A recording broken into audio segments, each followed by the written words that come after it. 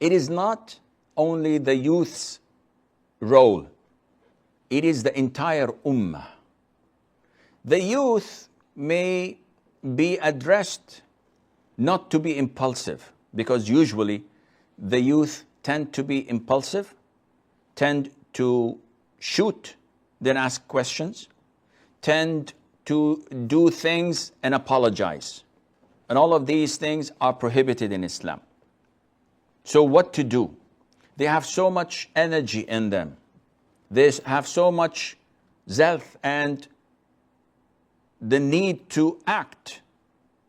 However, this has to be harnessed by the scholars, by the elders, by the people of wisdom, who themselves may not be able to act like them and do the things they can do or achieve what they can achieve, but at least they can give and share with them some of their own wisdom and experience.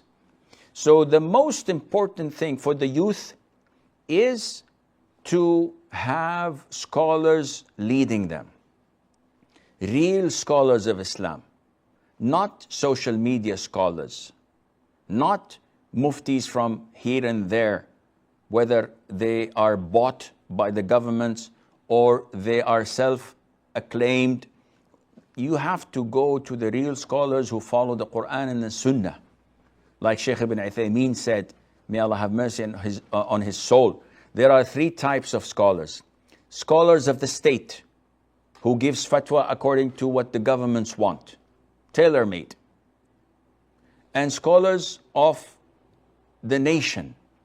Whatever the majority of the people want, they give them fatwa. Not according to what pleases Allah Azza wa Jal, but rather according to the masses. We want numbers, we want quantities. We're not interested in qualities anymore. And the third type are the scholars of the millah, of the deen. And these are few, but they are known. They don't fear except Allah Azza wa Jal. And they weigh the pros and cons, and they do not give fatwa according to what the masses want to hear, nor what the state wants to hear. So the youth have to abide and have to follow such scholars. As for the general ummah, the crises that we are seeing, these calamities are caused by our distance from Islam. Look around you and you will find that all these crises are caused by the separation between state and religion. Whenever the Muslims say what is in the masjid is in the masjid and what is in the nightclub is in the nightclub, know that they are doomed. And this is what's happening all over the world. We have to go back to square number one. The Prophet said, alayhi salatu wasalam, Islam started strange, and it will get back to becoming strange. So Tuba, which is a big tree in paradise, for those who are among the strangers. So they said, who are those among the strangers? The Prophet said, those who are following my footsteps and the footsteps of the companions.